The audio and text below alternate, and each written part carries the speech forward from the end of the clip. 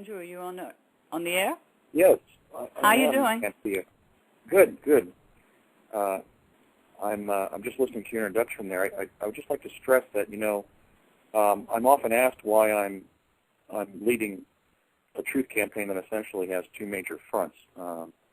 I'm actively researching the fact that NASA's own photographs show that Mars is inhabited. So we're going to have to come to terms with that as a common culture. Meanwhile, I'm reaching back 40 years to my childhood experiences and talking about what I experienced in DARPA's time-space exploration program, Project Pegasus. The common linkage is the fact that because DARPA was already sending personnel to the future via teleportation-based time travel, as well as propagating holographic images of future events, the United States government was in possession of my Mars writings, establishing that Mars is inhabited. When I was a child on Project Pegasus, I was permitted, for example, to read my paper, The Discovery of Life on Mars, in 1971, 37 years before it was written. At least it was a version of the paper that was taken from whatever future timeline that they sampled, that they visited, to bring back so that I could read it as a child. I have no way of comparing what I read in 1971 with what I wrote in 2008, and that's now posted in PDF format on the Internet for the entire world to read and see that Mars is indeed an inhabited planet. But the commonality is that this was one of the data points from the future that they had discerned by the early 1970s. Right. And I want to really emphasize that. It may have, in fact, been the reason why, as a small child, I was placed in a classified defense-related research and development project where such unusual activities were going on. If I might add, a number of the other future events that they were aware of, because I was essentially an insider in the social culture of the project. My late father, Raymond F. Basiago, was an engineer for the Ralph M. Parsons Company. A number of the engineers on the project were, in fact, Parsons personnel. And so, in addition to being a child on the project and doing the things that they wanted to use children for example, to test teleportation on children, to use us as participant observers of the past and future events that they were modeling holographically in the chronovisors, I also was sort of brought into the inner culture of the project because I was my father's son. Right. And in that context, sharing lunch and dinner with project personnel in Albuquerque and so forth, there were discussions going on about events in the future that were finding their way into the intelligence reports that Project Pegasus was collecting for the CIA. And I know to a personal certainty that among the future events the U.S. government was already aware of, let's say by no later than summer of 1971, was the advent of the Internet. There was a discussion of the Internet at one of the lunches, just on a casual basis. They were aware of the emergence of AIDS as an epidemic disease. They didn't call it that, but they described the transmissibility of AIDS and the fact that there would be a disease where individuals could sexually transmit a fatal, that is to say, a potentially lethal virus. Also, 9/11 was discussed in my presence, and the engineers would have heard some shop talk. Isn't there some kind of domestic Pearl Harbor that's linked to the word 911? And my late father and I also went down. We drove down to the Aerojet Corporation facility that once existed in Socorro, New Mexico, and actually saw about an 18 to 20 second film loop of one of the planes hitting one of the Twin Towers 30 years in the future. So they knew about the Internet, about AIDS and its impact on society. They were aware of 9/11, and they also were actively tracking the individuals who were destined to become president. And I'm stating this with 100% conviction because these future events were discussed in my presence, and there was an intentional effort made to allow me to see and read my Mars findings literally decades before I'd be responsible for originally creating them. So those are some of the future events I'm aware of that the Defense Department had already ascertained. And in these discussions that you heard them talking about these future events, did they mention anything about maybe preventing them, or it was just no, something? There was a widespread consensus on the project that they should not play God and intervene and prevent future events based on foreknowledge of them.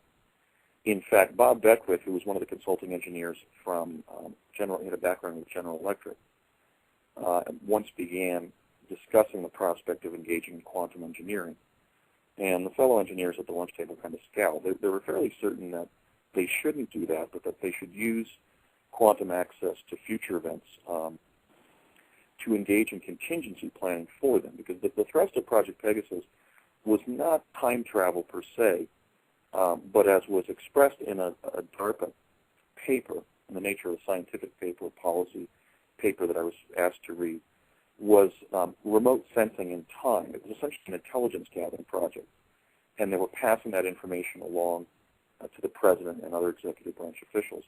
One of the practical conundrums of acting in the present to prevent unfavorable future events is that if you prevent a major event, let's say like 9/11, that has a profound impact on certainly the entire world, right. You basically diminish the value of the intelligence database that you're gathering about future events after that point. So one of the practical paradoxes of time-space exploration is that if you do that, if you go forward and try to avert an event as tragic as 9/11, for example, the consequence is if you decide to do that, you then have to catch up and figure out what happens after that now that you've prevented the event from happening. But there was actually, in other words, an institutional decision that had been made to not play God and, for example, inform people of an accident they could avert or prevent a negative event. There was, however, I think an equally estimable consensus that if they knew something was going to happen and they thought it was favorable, they could certainly take action to try to enhance its likelihood of happening. For example, that's what I think they were doing, or at least that it would happen in a favorable way. And I think that's what they were doing when they were reaching out to individuals that they knew were destined to become president, right, and apprising them of the fact that 20, 30 years hence they would be president of the United States and leader of the free world, so that they could psychologically adjust to that fact and get ready to serve.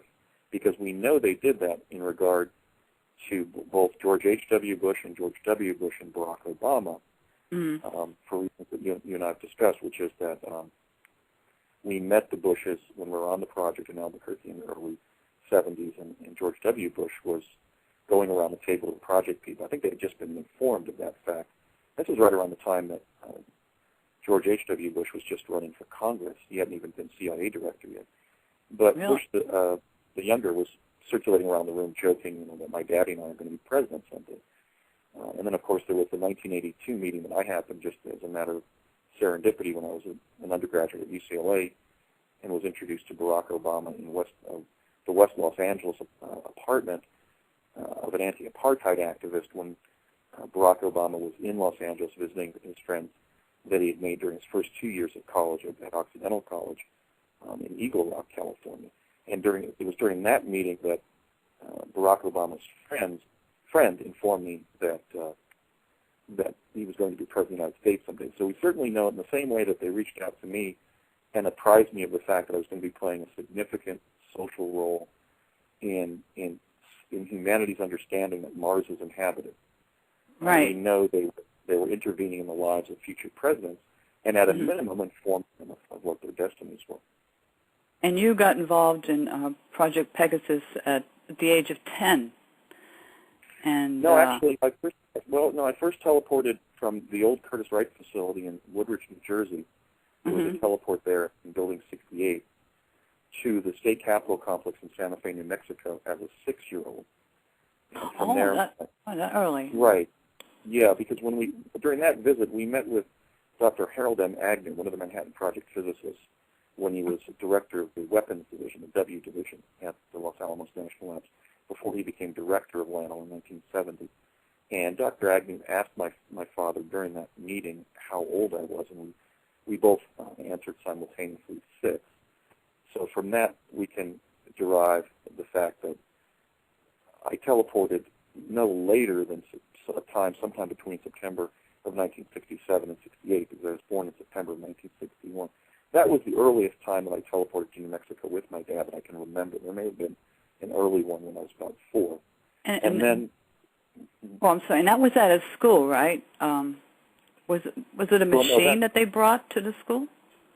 Well, they brought one of the quantum access devices to the learning lab that they were using to train us beginning in September of 1969, which for me was my 3rd grade year. And that was the Montauk chair, which is the quantum access device that's featured so prominently in the books about Project Montauk by Preston Nichols and Peter Moon. I can certainly affirm that device exists. What it is a magnetic resonator that prompts your mind to experiences in your own subjective future. Right. And that they brought into the learning lab. However, the teleport was located out at the Curtiss-Wright Aeronautical Company facility. And the chronovisor locations were in Convent Station, at the General Manufacturing Company facility, and then also in Morristown, New Jersey, and also there was a chronovisor probe to the future that we undertook up at ITT Defense Communications in Nutley, New Jersey. So some of the quantum access activity occurred in the learning lab, but really they're beginning in summer of 70 when they started to involve us directly in quantum access. We were usually being taken off campus to some of these defense contractor locations.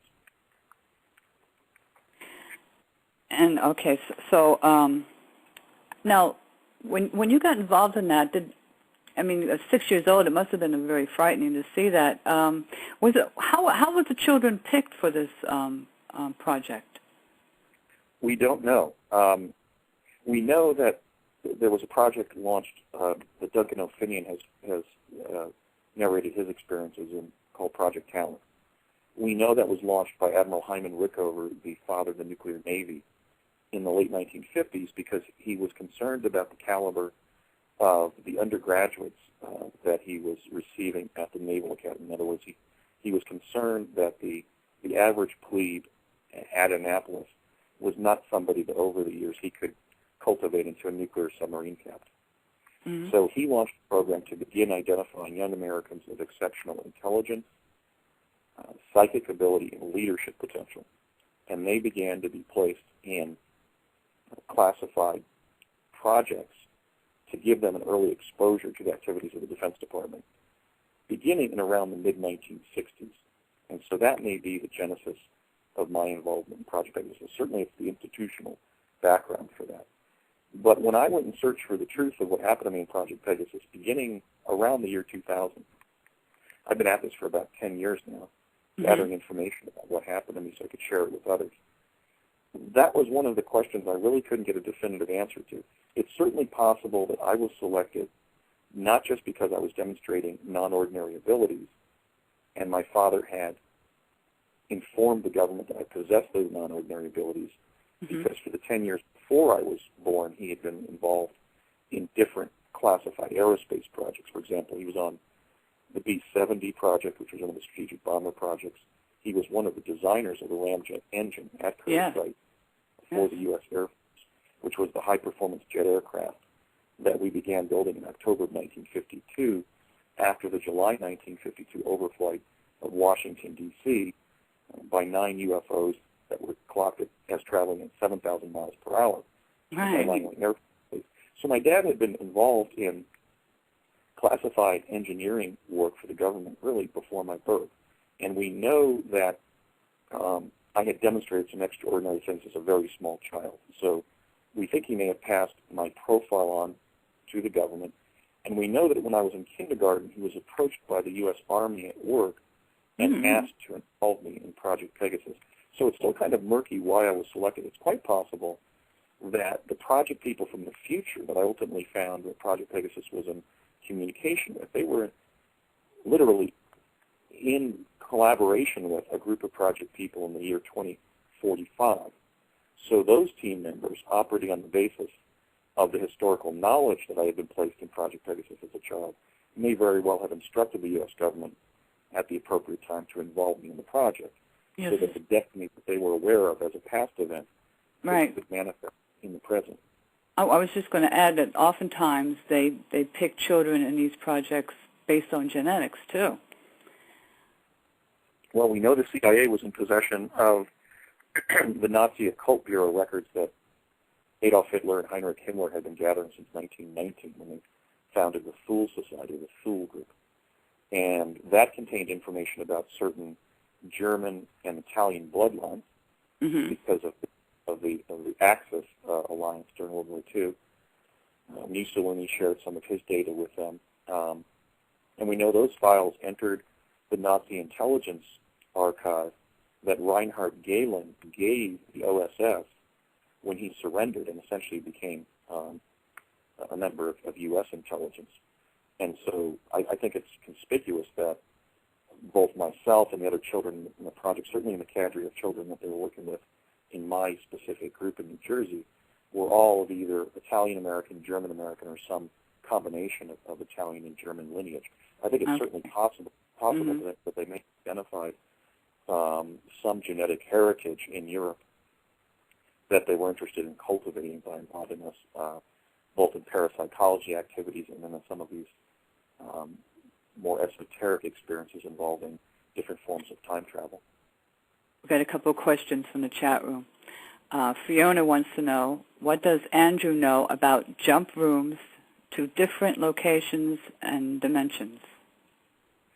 I had only one set of experiences involving two jumps in a jump room, and that jump room was essentially the elevator at a CIA facility in El Segundo, California, that I was taken to at age 19 by a CIA officer by the name of Courtney M. Hunt in the Los Angeles area.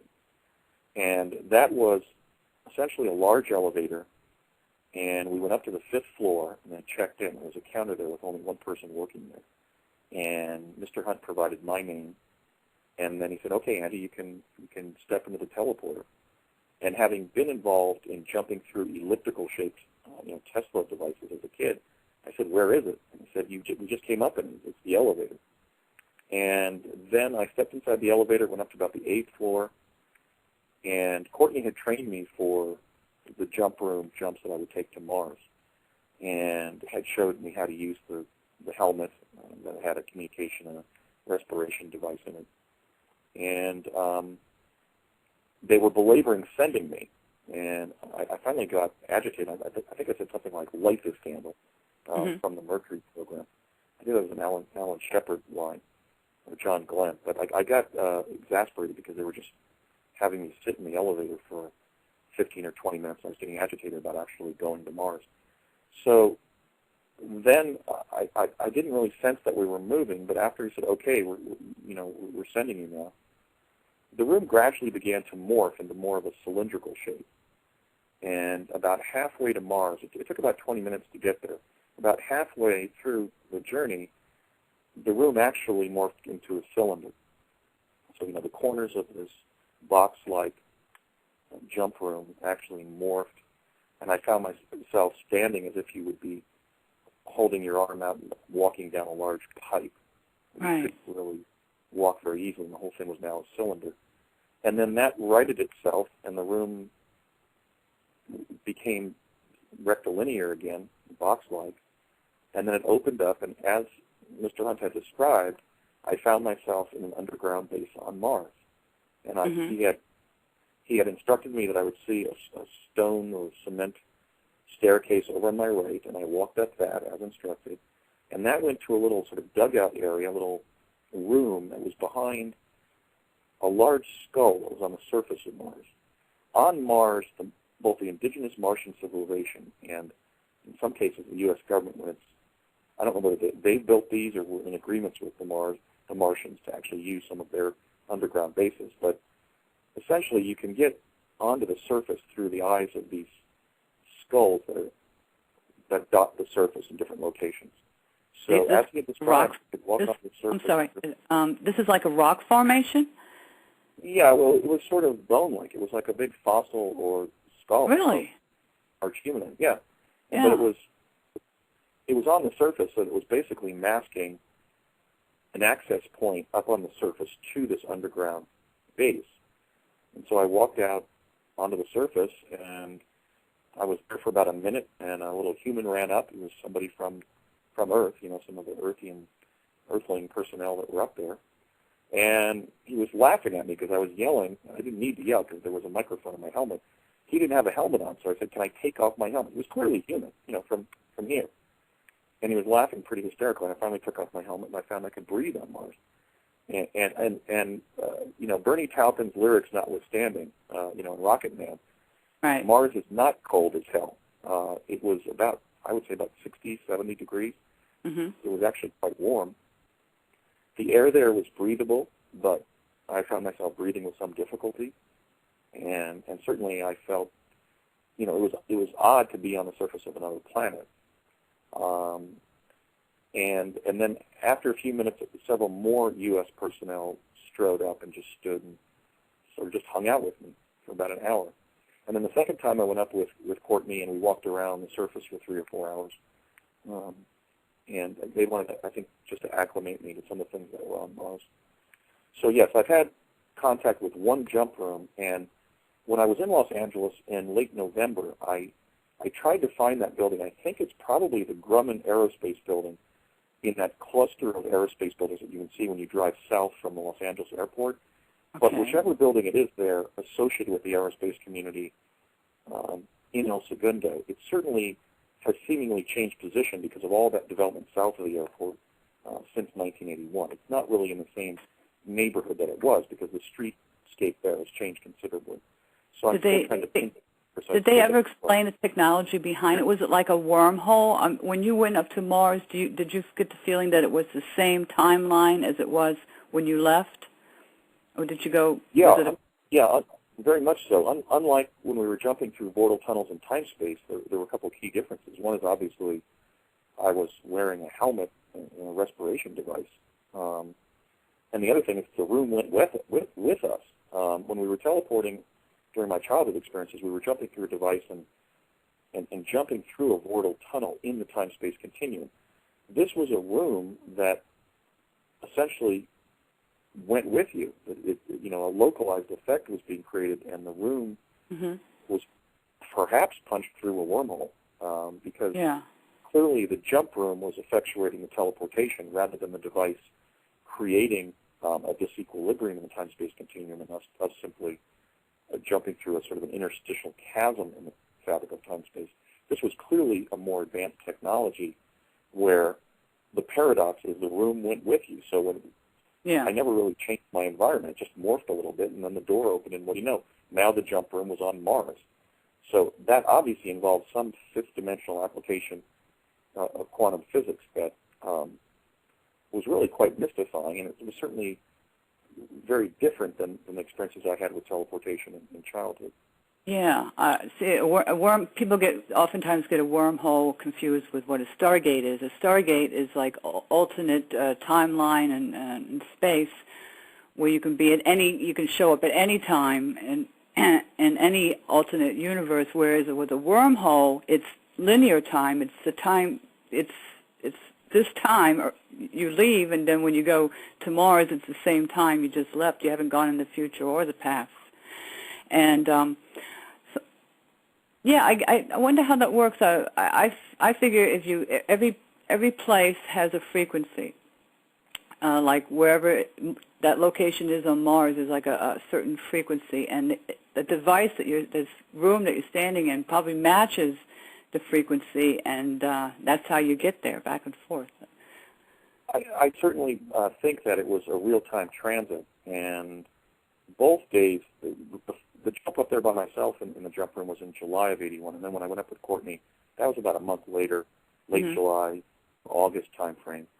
And I certainly had the sense that it was a real-time journey, and that the time we spent on Mars when we jumped back via the jump room back to El Segundo, and then he drove me back to Chatsworth where my family was living and had lived for many years before and after that, that it was a real-time pattern of time, so there wasn't any offset for being on Mars at a different time-space coordinate as the real-time coordinate of Earth at that time. I think it was the entire experience was real-time, because when I arrived back he dropped me off in his car at the corner of Mason and Devonshire in Chatsworth, and then I walked home to the house that family then had in Chatsworth, and And so the afternoon had progressed, so I believe that it was a real-time set of experiences all the way through both of those days. But that's the only contact that I've had with jump rooms and with Mars, and that was long after I had done the more substantial stuff that I had done as a child at Project Pegasus. Perhaps they were testing to see how one of the children on the project would respond to the jump room experience. I know they had my Mars data going back 10 years before then, so it may have been an acclimation trip to enhance the quality of my Mars writings by having me go up there, because they were already starting to place personnel up there. I really have no explanation for why he insisted that I go up there, but when I refused, I initially declined, not so much because I didn't want to go to Mars and be, a courageous explorer of the universe, but simply because I really didn't want to get involved with Defense Department activities anymore. They had been stressful enough when I was a kid. But he insisted that I go up, and I said, well, why do I have to? And he said, because the survival of human life on Earth depends on it. I don't know what he meant by that, but that was certainly a good enough reason to go up. So I relented and agreed to go up during those two trips. But those are the only contact jump-rooms that I've had. Somebody in the chat room asked a question: was this project similar to Montauk? And it sounds like it, because I know someone who was at the Montauk project, and they gave him an explanation that was very similar to the one that was given to you, because he was in that from 1970 until the Montauk project closed down in 1983, and they were doing rather horrific experiments on him, and he went through a lot of mental and physical abuse there. And their excuse, he was told, was that mankind on its own can't take care of themselves. They can't rule themselves, and we need to do this to help mankind. Something similar to that. But how was it similar to Project Montauk? Well, I think the way to distinguish the two programs, because I know that Project Montauk existed as well, so I affirm the statements that have been made about it by Stuart Swerdlow and by Preston Nichols and Peter Moon. Right. And the reason I know it existed is because we were jumping to moments in our own subjective future in the Montauk chair, beginning, for me, in the spring of 1970, which is when Dr. David L. Anderson of the Time Travel Research Institute has pinpointed the time when the Montauk chair was used throughout the United States, involving thousands of American school children in visiting subjective moments in their own future, so they could report back to the Defense Department, and the CIA what they were seeing when they were pre-experiencing these moments in their own future.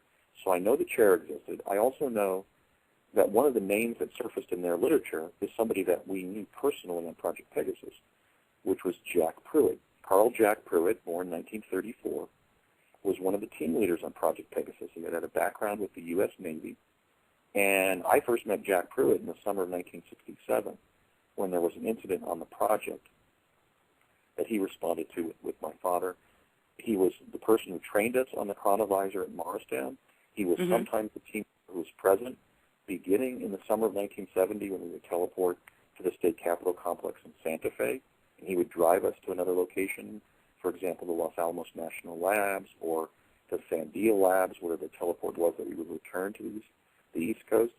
Now, Nichols and Moon identified Jack Pruitt as the research director for the Montauk project, and that's entirely consistent because he was one of the team leaders on Project Pegasus. Now, the difference between the two projects, clearly, in Project Pegasus, they were involving a group of children in many forms of quantum access. I've counted 7, everything from doing conventional remote viewing for the Navy to literally jumping through Stargate devices to gather data from the future and bring it back.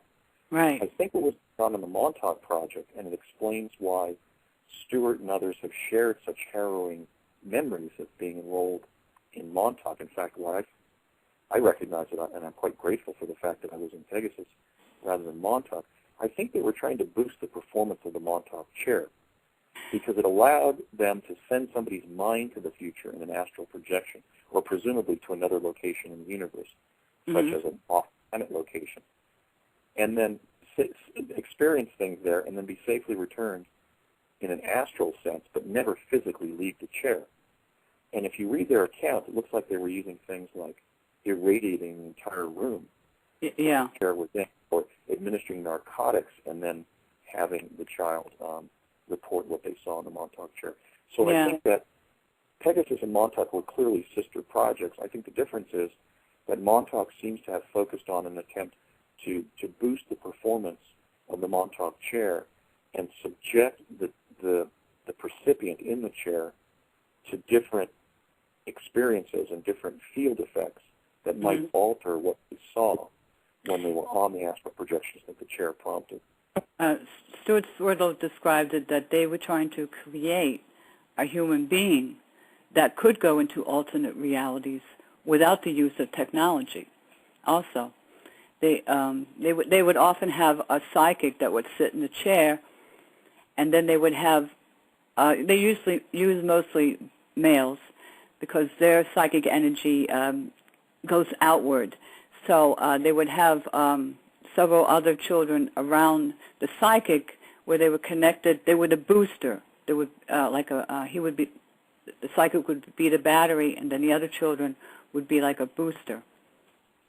And that's partly consistent with what I experienced in the Montauk chair, and also I was frequently having conversations with my father about the technology, and he explained the chair was a magnetic transducer.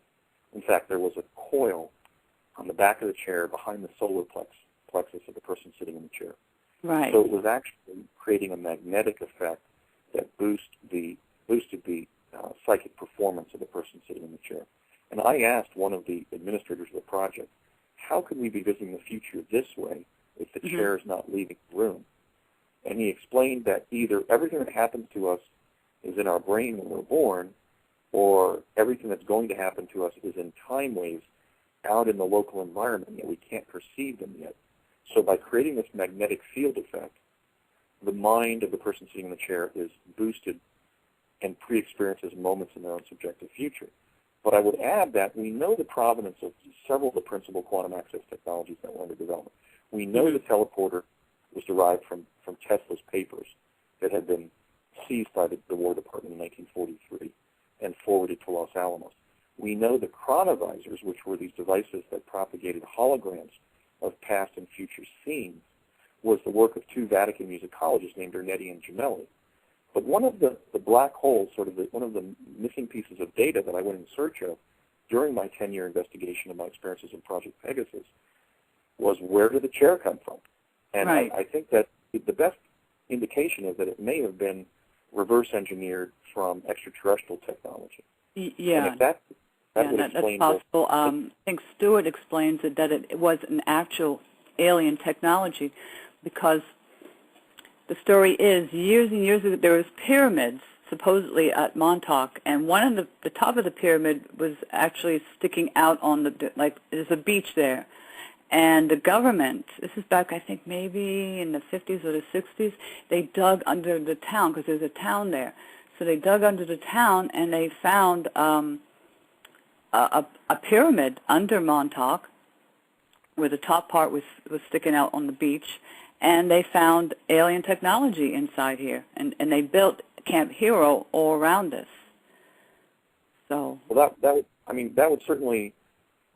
certainly links up not only with my experiences in Pegasus, but my Mars research. We know that the first civilization on Earth, which was the one that was largely decimated by a solar system catastrophe in 9500 BC, was the civilization that built the Great Pyramid and the Sphinx. We're not living in that civilization. We're living in a successor civilization that began around 3000 BC with extraterrestrial intervention in ancient Sumer. Okay, so that pyramidal culture that built the great megalithic pyramids of the Middle East and of Mesoamerica reached Mars. I mean, we have Egyptian and Central American data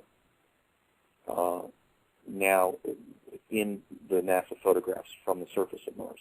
Just last year, my organization, the Mars Anomaly Research Society, found a rock with a carving, really an exquisite carving, of the face of an Egyptian pharaoh on the surface of the rock. We're calling it the Rosetta Stone of Mars. So that Egyptian culture, which also was building pyramids, not just in the Middle East, but in South and Central America reached Mars. Right. Now, we don't find any debris, we don't find any archaeological evidence of rocketry. I mean, we have the great platform at Baalbek in Lebanon, which certainly is large enough to be a space launch platform. But I think it's more probable that, in fact, they were reaching Mars via teleportation, just as we are. And they were also probably reaching it psychically with a device like the Montauk chair. So I find, as fanciful as that account is, I find it consistent with what I experienced in Pegasus and also what I'm finding on the surface of Mars. There's literally an Egyptian presence. Yeah, well, isn't the face of Mars, that the face, did you ever get a good look at that, is supposed to match the face that's on the Great Sphinx. And I think they're kind of lined up in such a way where they're looking at each other. Well, we're finding Sphinx-like faces on Mars. We have the image of the pharaoh that we found on the rock in one of the spirit photographs. Not only has the distinctive conical headdress of the Egyptian pharaohs, but the cobra ready to strike motif, sort of okay. snake. A Kundalini symbol, yeah. Yeah, well, that was Wadjet, who was the Lord Protector of Lower Egypt, and became the symbol of all of Egypt during the reign of the pharaohs, just as the bald eagle is the symbol for the United States of America. So the case has been proved now at this point that the culture that built the Great Pyramid and the Sphinx reached Mars, no doubt about that. So the notion that quantum access technology would be found in the United States, adjacent and beneath the pyramid, I think is entirely consistent with what we now know about the history of that previous civilization. Yes, yeah. They recently found a mass grave of former workers, and they weren't slaves; they were paid workers that built the pyramid. Here's another question from Torchwood. He wants to know, does Andrew know if the Philadelphia experiment was used on Gulf War soldiers? Boy, the only data I have from the Gulf War era is a statement that was made by Captain Ernest Garcia, who was the Army Security Attaché to Project Pegasus and was really to be commended for helping me as much as he did during the early years of my investigation into my experiences in Project Pegasus. And Captain Garcia informed me that we used hologram technology during the invasion of Baghdad to confuse Saddam Hussein and his military leaders about how many tanks were closing in on Baghdad. They essentially propagated, according to Captain Garcia, they propagated hundreds of extra tanks using the chronovisor technology, using essentially the blue beam technology where you create a hologram in the field to create some sort of psychological ploy to cause somebody to see something that's not actually there. I didn't gather any evidence that teleportation-based time travel was used during the Gulf War, or that any form of quantum access was used to in any way affect our troops. But I think those are the questions that we should be asking, because these technologies were developed 40 years ago. Hence, we know they can be applied in the field. For example, when Donald Rumsfeld, who was the defense attaché to Project Pegasus, spoke to us as a group of child teleportees in April of 1971 at the amphitheater that then existed at the Cerritos Cultural Center site, where the Stargate was located that we were using to access the distant future. He told us that the purpose or function of teleportation was primarily military, and it would allow the U.S. Army, the U.S. military, to put troops precisely where they were needed on the battlefield, because in their investigations of military history regarding the World War II experience, they found that most of our troops were killed or wounded not on the front lines, but in their attempt to reach the front line of the battle.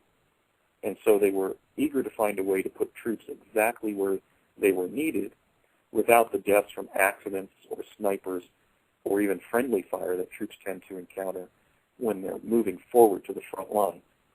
And so clearly we have to be cognizant of the fact that veterans of our current wars are certainly to be held as, in a prima facie sense, as credible when they say, I was teleported into my battle location, because that in fact was why teleportation was weaponized at at the time of Nikola Tesla's death in 1943, and that's the context in which teleportation continues to be kept secret as a military means to put troops precisely where they're needed on the battlefield. Right. I see a caller. Do you want to take a call? Sure, that would be great. Okay, let's see. I have to click on it. 305. Hello. Hi, how are you? How you doing? Do you have a question for Andrew? I don't know if I have a question. It's mind-boggling. It's amazing. I've been reading things on and off, like William Moore's book and so on and so forth, and coming up with my own theories. And what I'm going to say is going to sound basically stupid, but I don't know if you remember the movie Contact with Jodie Foster. Yes, Right. Where she is put into this type of ellipsis. I don't know what it's called, but you know what I'm saying. Yeah, that was probably a Stargate, or a wormhole they were creating. Mm-hmm. Or with magnets and everything. Mm-hmm. That's what was brought to my mind as I was listening. Yeah, because that device morphed when she started going, I guess, through time and space. Mm-hmm. Mm-hmm. Very interesting. Right. Well, I can say that I never saw or was placed in that type of device when I was attached to Project Pegasus, but yeah, I think the commonality is that, like the jump room technology, the device actually morphs in order to bring her to another point in the time-space continuum. So, I mean, essentially ideas and technologies from these classified defense projects are being dropped into science fiction TV shows. Or the other way around, because a lot of these science fiction films, I get the impression that it's a way of introducing this technology to the public. Exactly. And then, because oftentimes you'll say, wow, I saw that in Star Trek. Oh, it's just like Star Trek. Oh, it's just like Battleship Galactica, whatever that show is called. When it's really, they've already had that technology, but it's a way of kind of like introducing the public about this technology so that on a rather third and fourth grade level, so that when it does come into public consumption, you're not going to be taken aback or by it. And it's not going to cause them to panic, which is the worst, emotion one can feel, because it just bewilders you. Yeah. When you're in panic. So, yeah, it makes sense. Well, certainly the chair ride that she goes on, I can say that the Montauk chair wasn't that scary. I mean, she really accelerates in that chair. And she sort of doesn't really scream. She almost sort of spiritually screams the way they film that, which I think is really a harrowing scene. I had difficulty watching it because it reminded me of teleporting.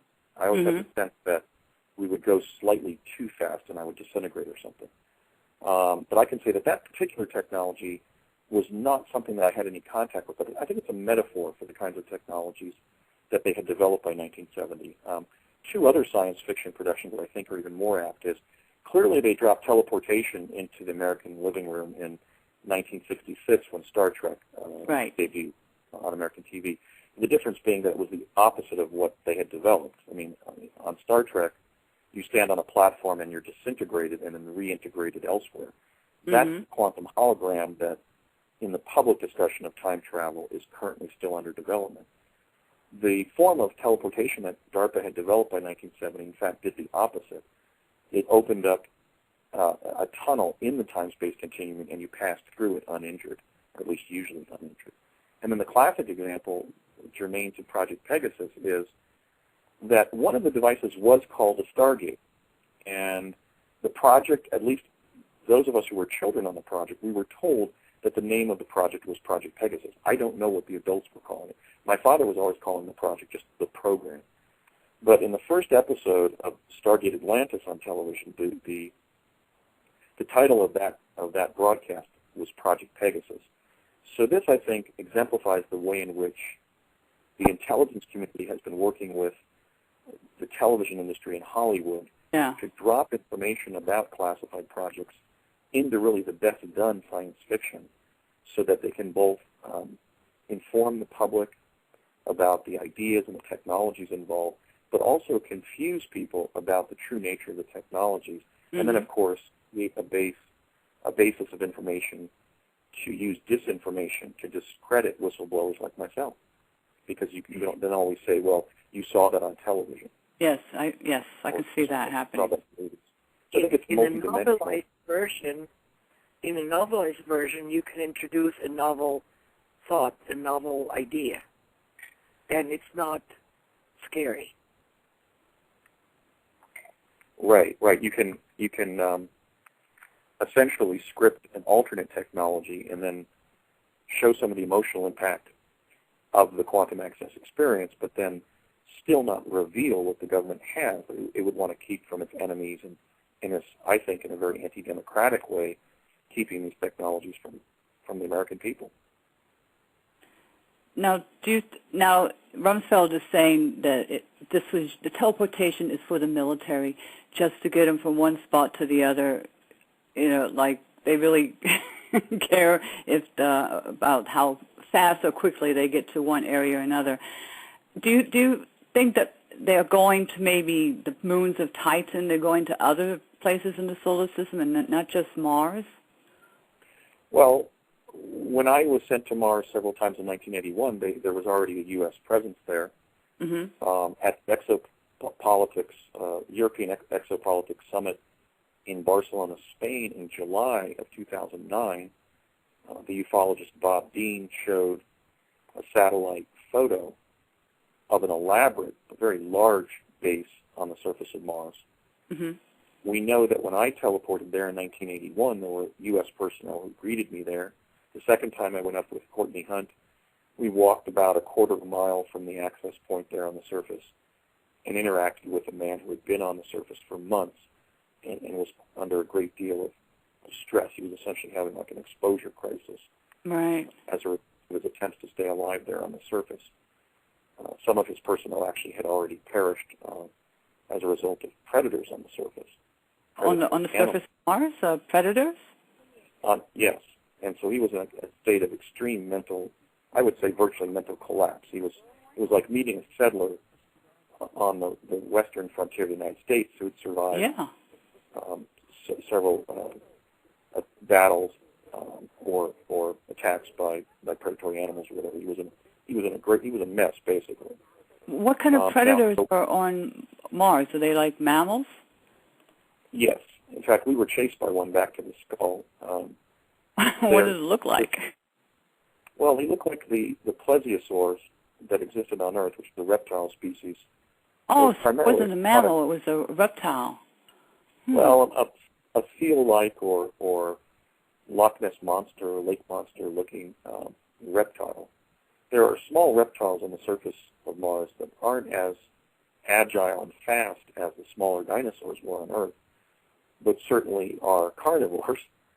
And this individual had spent a number of months on the surface, was quite distressed, and he was narrating to Mr. Hunt the individuals from his team that have actually perished as a result of predator activity on the surface. They didn't give him any weapons. I mean, did his CO, supervisors, whoever, sent him up there? Did they know about these predator animals that were there? I think they did, and I often wonder why I was even exposed to that kind of danger the way I was, because, when we ran back to the skull, we actually dove into it. When we were scampering down the steps to get back to the jump room, I said to Courtney, is that a predator? I think I said, is that a predator? I said, is that a carnivore? And he said, hell yes, that thing has teeth all the way down its throat.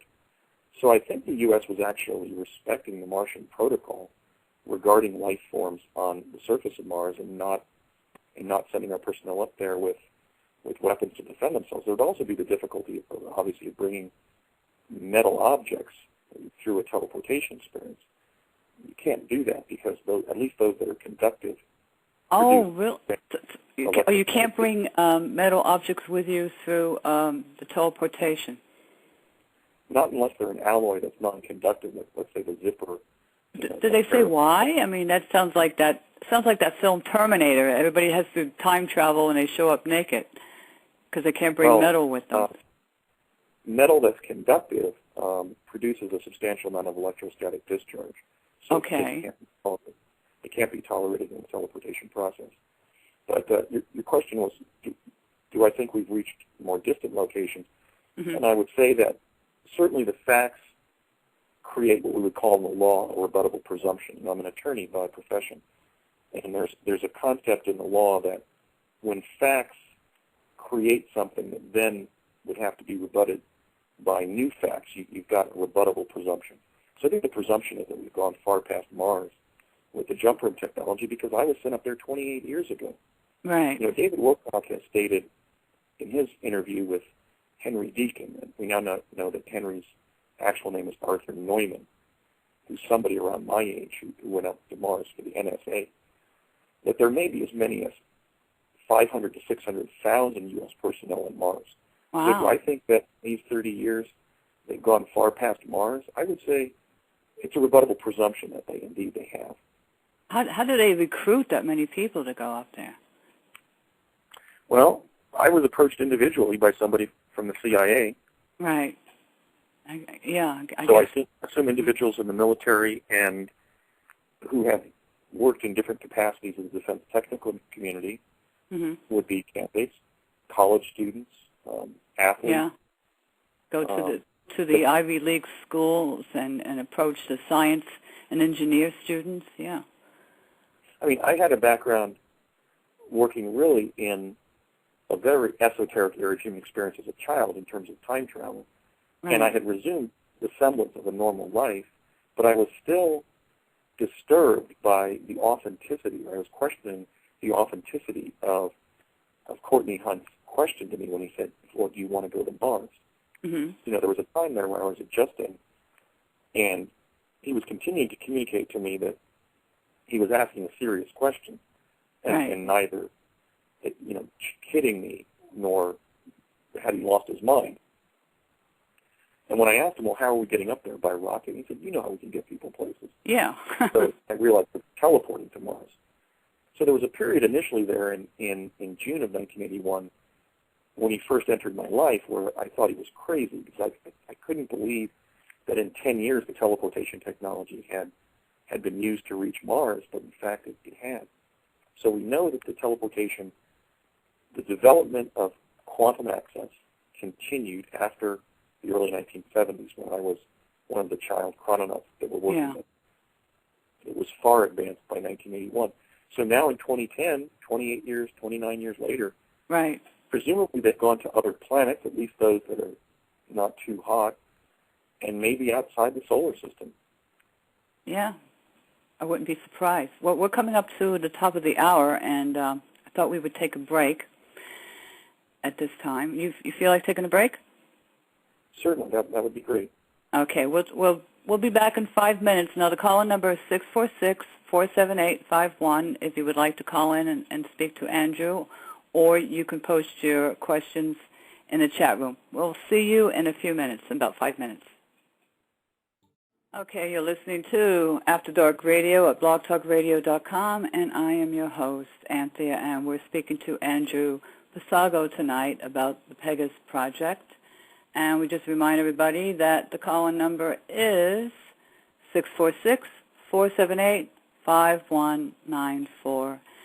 Andrew, you still there? Yes. How you doing?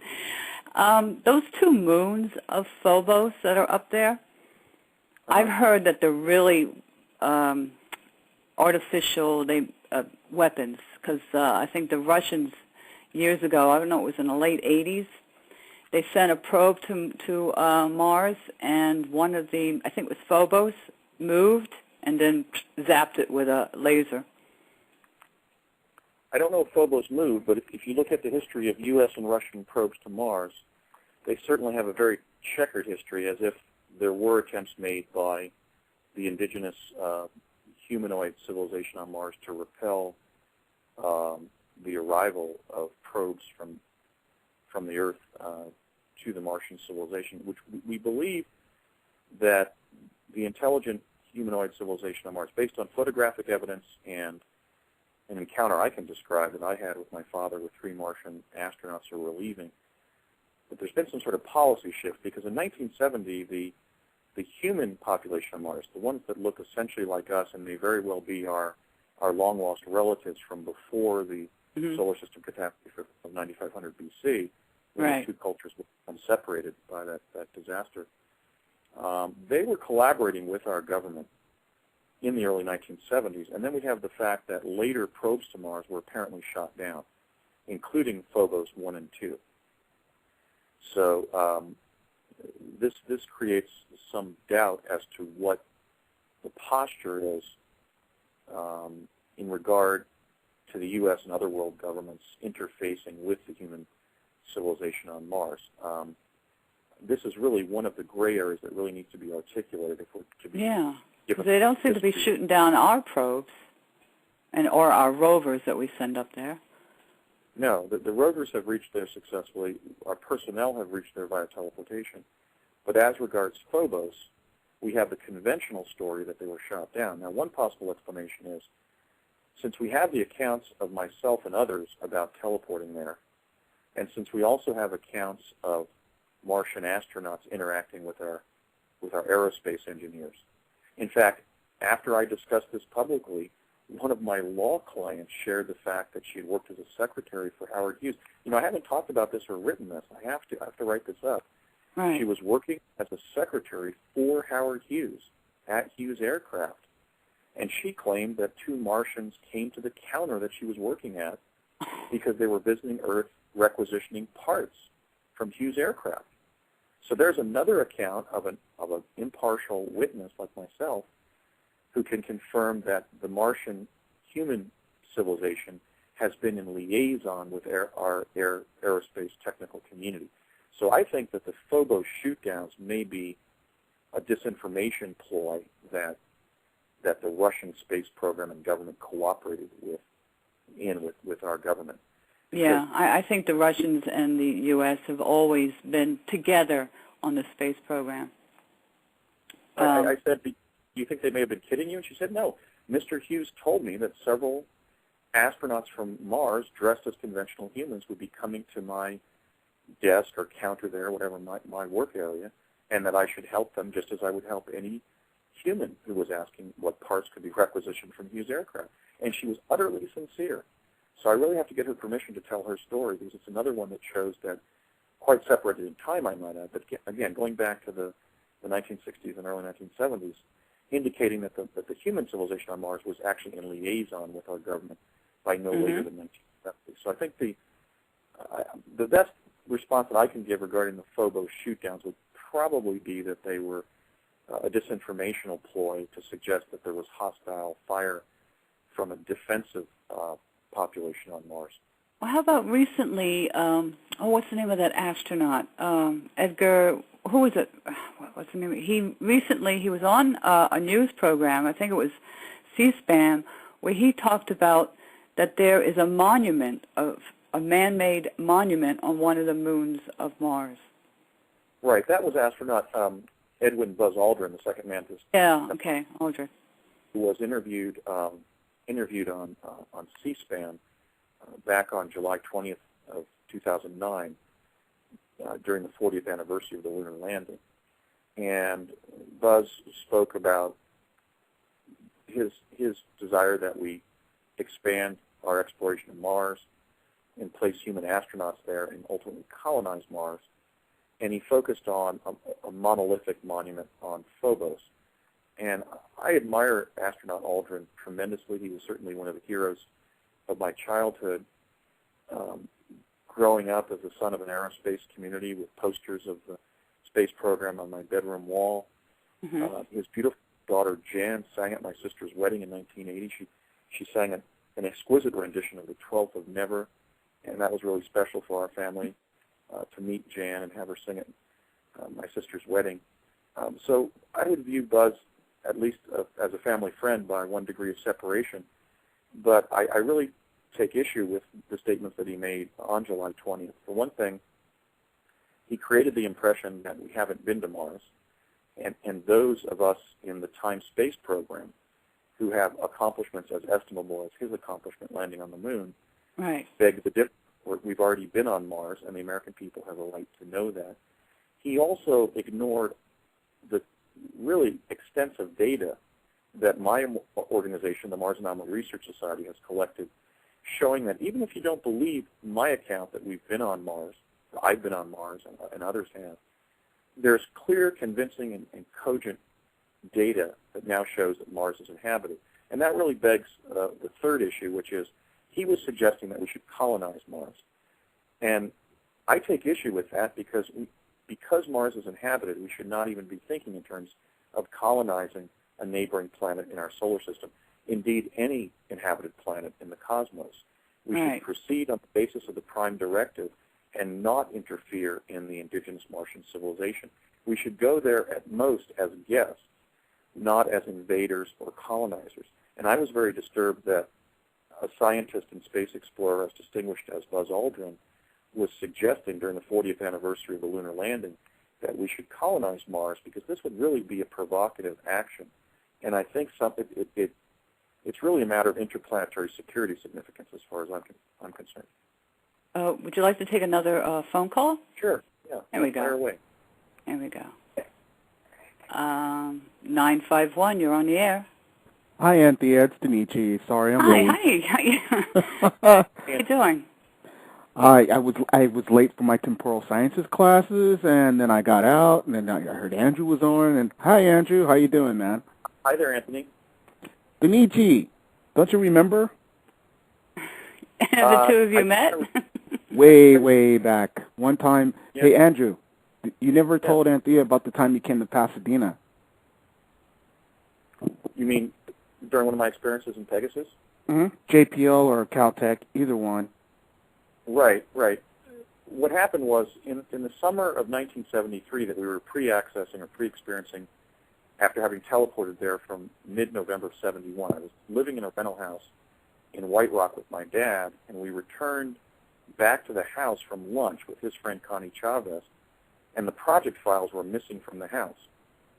Uh-huh. And these were the logs of people teleporting in and out of New Mexico, which my father was keeping. In fact, at one point, they were being kept behind the counter at the La Hacienda restaurant in Old Town Albuquerque. That's how esoteric some of the concealment of this black project data was. Sometimes it was hanging out in some public venue like that because nobody would think of checking behind a restaurant counter to find a log of teleportees for a DARPA defense project. And so my father told Connie and I, you've got 5 minutes to clear out everything out of the house that you want to keep. And so she went into the kitchen and started throwing pots and pans and boxes that were there. I went into my bedroom and started packing my clothes from that summer. And we went on a cannonball run. We dropped Connie off in Old Town Albuquerque. And then my dad and I drove at a very high rate of speed to Pasadena at an office of Parsons. Now, Parsons would move to Pasadena, actually originally to Los Angeles in 1972. But they already had some exploratory offices, some provisional offices out in Pasadena near JPL and Caltech. And in between is the Don Parsons Group building. Well, the founder of Parsons was Ralph M. Parsons, and he was linked to Stephen Bechtel and John McCone of the CIA. You know, Stephen Bechtel, the founder of Bechtel Engineering, and then John McCone of the CIA. And a lot of what Parsons did over the years were actually defense projects. I mean, they were responsible for designing and building the MX missile system. And in fact, when Ralph M. Parsons bought Adnan Khashoggi's yacht in 1972, which at that time was the largest private yacht in the world, he named it Pegasus II in honor of the project that he organized that gave the U.S. government operational time travel, even though the yacht and nor anything he had ever owned had ever been named Pegasus or Pegasus I. But we drove to Pasadena, and essentially because we scrambled. My dad didn't want to go up to Sandia and teleport anywhere. We had to basically leave in a car and just scramble out of the area because essentially that location and the project had been compromised at that point. So we were sort of in an emergency effort to just scramble and hide in the woodwork, as it was. So his decision was to drive to Los Angeles. We met with a fellow Parsons engineer in Pasadena, where Parsons would move their whole headquarters a couple of years later. And after that meeting, I was instructed to jump through a teleport there back to the East Coast. And this just shows you a child's understanding of what was going on. I refused to jump through the device because I was concerned that I would arrive 1,500 miles east of New Jersey because we had driven, the distance from Albuquerque to Pasadena, 1,000 miles or whatever. So I was having difficulty conceptualizing the fact that when they were asking me to jump through the teleport there at Pasadena, that I would arrive back at Curtis Wright, and from there be driven home or back to school, or some context would be found to involve me in getting back on track back in November of '71, which is what they were sending me back to. So that's one of the sort of contingency type things that was done during a moment in the project really of searing distress, because we realized that the project files had been stolen, and so we took evasive action, essentially. Oh. Now, so there were moments of pure terror like that, certainly of where we had to just get up and respond to a crisis, and my father certainly perceived that as a crisis. In fact, when I was walking out to the car, I was pressing my briefcase together because my father had bought a briefcase and some clothes for me there after I teleported there. And we didn't just want to abandon stuff in the house there, so he had me put it in the car. And so I brought it to the car holding not the briefcase, but a suitcase together. And a little boy's plastic comb fell out. And he said, let it go, Andy, just throw your stuff in the car. And then we sped off from the front, sort of zero-scaped front yard there of that house in White Rock. When I went back in June of 2003 during my first fact-finding trip, first of 3 major fact-finding trips to New Mexico, I found that comb on the front yard of that property. In fact, it had shrunk considerably in the sun for 35 years. But, that was a situation where, because we were on an emergency basis, I really couldn't conceptualize that if I jumped through the device there, I would arrive in New Jersey rather than in Missouri or someplace. So I think I was telling Anthony about that. Was that the anecdote that you were thinking of, Anthony? Something like that. Your project there were similar projects, especially in that area from Pasadena, which is where I'm from, which is where I got my subject matter learning on temporal sciences and other aspects of that. There were a lot of children in that time period where, should I say, experimented on different ways. Where they had your group doing one thing, they had a parallel group, and that group was in Pasadena, and they were very adamant at keeping it in the family, if you will. So they went out to find some of the guys, including my father, which that was amazing what they put him through. But they got guys from the Strategic Air Command, and those guys were out of March Air Force Base at the time. And some of the guys lived in the area. They would kind of like lump together, and they would take us down to the base, and we'd go into a hangar, and the things we would see was just, you don't forget things like that. And they would tell us that, there were things going on Mars. And I remember first time seeing the SR-71. And I said, how far can that jet go? He said, very, very far. And what do you mean by very, very far? And then one of the other pilots was joking. He said, this thing can go to Mars and back. And I never heard anything else like that before. It's an amazing jet. But, they were doing a lot of projects sending people up there to Mars, even to today. Right. Yeah. We have the statement made by Bob Beckwith. I interviewed Bob twice. He obviously was quite elderly. He was in his 80s during both interviews. But he stated that the teleportation capability was placed on the stealth aircraft, and that was one of the reasons the stealth were so expensive. They couldn't use anything that was metallic, at least that was conductive metal.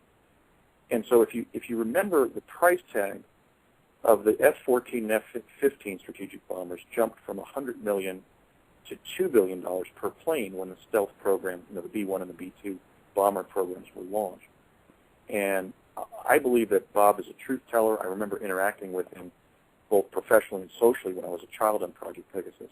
And he confirmed that the teleportation capability is not only on the stealth, but in fact is on some of our Navy ships. And he had an afternoon on a Navy ship in Tampa Bay where the captain of the ship showed him the teleportation control mechanisms in the helm of the ship that allow the ship to move around to different locations instantaneously on the surface of the ocean. And this, in fact, Anthony, is one of the reasons I'm speaking out, because people are dropped into the military. For example, undoubtedly many of our stealth pilots are probably U.S. Air Force Academy graduates, and there has been an underemphasis in terms of what's going on medically with people exposed to the teleportation technology.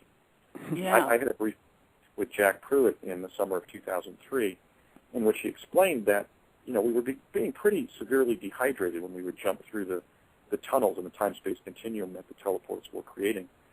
And I'm speaking out of a sense of basic morality, so that people who are serving in classified positions in the U.S. military need to know that the teleportation technology is not neutral as to their later health profile. It is having biomedical consequences that perhaps are not being revealed to them. For example, to the pilots of the stealth aircraft when they are teleported. So this is another issue that was really the inspiration for my Truth campaign, is to, on the one hand, lobby the government to disclose these technologies, try to find a way to make them entirely medically safe and introduce them so that they can become part of the transportation infrastructure of the 20th century around the world, but also engage in disclosure now so that people who might be harmed by the technologies, if they haven't been made entirely medically safe, at least will know, they'll have the benefit of knowledge that that the technology is not entirely safe biomedically speaking, and that they may have later health problems related to their military service in the same way that our troops have been extensively contaminated with depleted uranium. Well, maybe that's what they were testing for in the early days with many of the children, is the health risk. Well, they knew that. That's why they created the hybrid project, which I was a part of. That's how I got the chromosome 22q11. That was from the Gulf War. They directed every moment of your life when you're in those projects, and you know this, Andrew. Every moment of your life is directed in some way by these groups, and they go out of their way to make you seem unbelievable. They do covert ops on you. They do continuous surveillance, and unless you can actually, if you have training in intel like I do, and also covert ops, I wouldn't be able to get around it. What you're talking about, yes, the exposure to temporal radiation. You're familiar with that as well, right? Well, I mean, we were becoming severely dehydrated when we were jumping through the teleport and arriving in New Mexico. I mean, we would spend 3 minutes at the water fountain. So, in fact, that was the only medical side effect that Donald Rumsfeld revealed to us during his April 1971 meet and greet.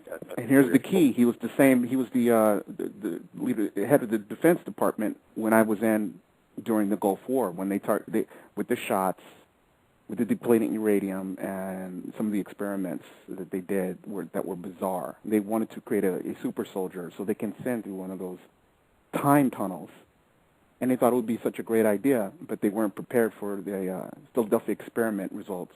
But is all of this technology, because when your father was working on the ramjet, it was designed specifically for chasing UFOs.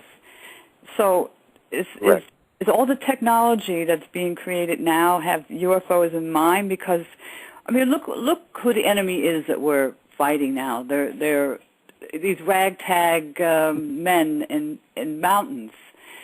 It's not like we're fighting an enemy that has high-tech technology, too. My brother was in the Iraq War. He went in 2003, and he was telling me that he was seeing things that he couldn't believe, weapons. He was in awe. It was like science fiction. So I've come to the conclusion that maybe the weapons, the things that are being created is maybe to fight an enemy that is not earthly. Well, I think that, you make a good point. It's clear that if we put this in historical context, when I was a participant in Project Pegasus in the early 1970s, the two principal groups that the U.S.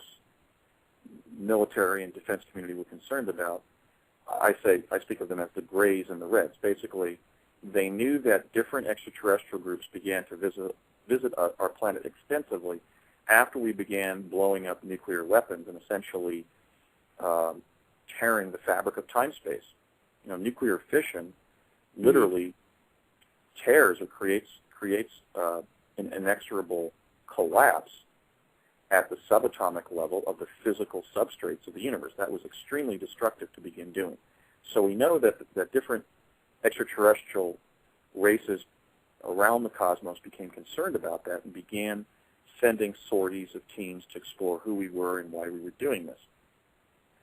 The others, and we know that even from the July 1947 UFO flap, that there was clear intent, not just regarding our military bases, but locations within the defense nuclear procurement system that were radioactive, such as Oak Ridge, such as the Trinity site in New Mexico where the first atomic bomb was blown up, such as southwest Washington where the Hanford Nuclear Reservation began receiving nuclear waste. And there was a story I heard that I always believe there's always been an alien presence here on Earth, and I think there was other alien groups watching us. But as long as they watched us, they didn't have a problem with it. But there was a story of a being from Talseti who landed somewhere out in the desert somewhere, and they called him Frank because they really couldn't pronounce his name. And he was grabbed, and they took him off somewhere, and he was eventually executed, this alien being, this Talsetian. Supposedly, they have an issue with the beings that are known as the Greys, and they have sworn to kill them wherever they find them. And of course, they're here on this planet. So when that happened, then Earth was off limits to any other alien groups that are not welcomed here, and that's when they created, I think it was called the Earth Battalion, which they started listing all the number of different UFO ships or other alien races that were not welcomed here. I heard that story. Well, we're down to our last 2 minutes. Well, I think we have. Just to follow up, I think it's clear that quantum access was emerging to give the U.S. National security community weaponry to potentially counter visitors who are operating in that realm. So I think there's definitely a connection there. The other group, of course, we're told were the Soviets, but in fact, Courtney Hunt, the CIA officer that they put in my life, claimed that the Cold War was actually artificially puppeted between powers to actually create an extraterrestrial defense posture. So the Soviets were never really our adversaries. Now, of course, I believe that. We're down to our last minute. We only did a 90-minute show. But I would love to invite you back again to continue this conversation and about Mars. Is so much to ask that. A lot on Mars. So, Anthea, if we could, if I could come back and really go through what we're finding on Mars, it's really phenomenal. Yeah. I mean, right now I have 40 major discoveries that I still have to write up. Yeah, and let me just remind everyone that your website is projectpegasus.net, and then you have, what's the other one, mars.com? No, I'm placing my Pegasus revelations at projectpegasus.net, and my Mars findings and the findings of my colleagues at the Mars organization at projectmars.net. Okay, so projectmars.net for information on what's on Mars, life on Mars. Okay. I think we're getting a countdown now, 27 seconds. And I want to thank you, Andrew, for being here, and Denichi for calling, and for the person 305 who called. And we had a packed chat room. And I guess we'll say good night, and thank you for listening. And we'll see everyone next week, same time, same place. Good night, everyone.